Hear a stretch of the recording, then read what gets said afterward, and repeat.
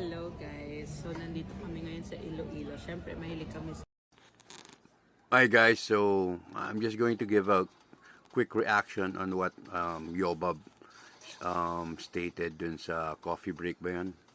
Well, Ilonggo ako, family ko is Ilonggo, but I don't find it offending is because I know that blogger Yobab is really telling whatever she likes to say.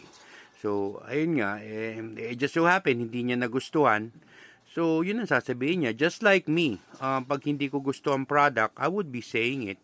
And when you say yung about yung word na puta yata, I've heard, it's just like for me, my personal opinion, is like an expression. Kunyari ako nasarapan, ay puta, sarap. Or puta, hindi masarap. It's that simple. Walang minura, walang inalipusta. It's just a matter of saying whatever a person like, kung ano yung na-feel niya dun sa pagkain. And I think it's just normal. Binili niya. Unless na lang, ex-deal yan. Kumbaga, nilibre ka na tapos sinabihan mo pang pangit. That's weird. Pero if she pays for it, she has all the rights in the world to say whatever she wants. And ang dami ko na napanood na video niya ni Yobab. I could say na she's just being truthful. It really helps the company as well as the consumers kasi it helps improve the taste.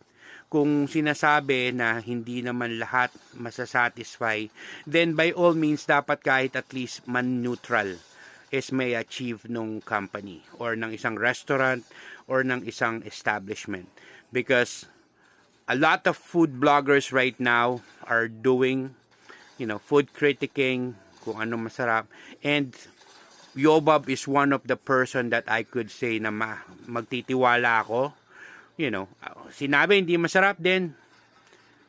Hindi naman ako uto-uto, di ba? I would still be checking out kung okay, kung tama nga yung critic niya or not. It's not going to affect my decision.